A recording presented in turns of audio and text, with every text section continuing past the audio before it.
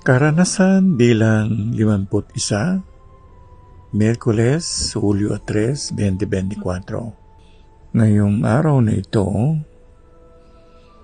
halos nasa loob lamang ako ng bahay, nagpapahinga. Dahil na rin maghihintay ako ng oras na lang din sa aking operasyon.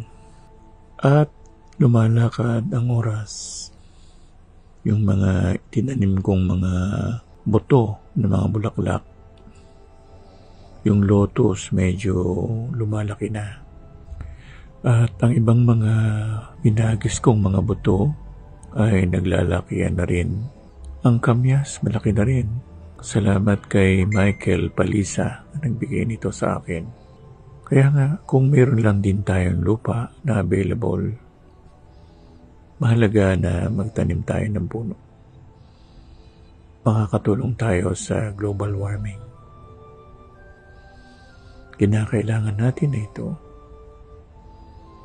Sana nga magtanim pa tayo.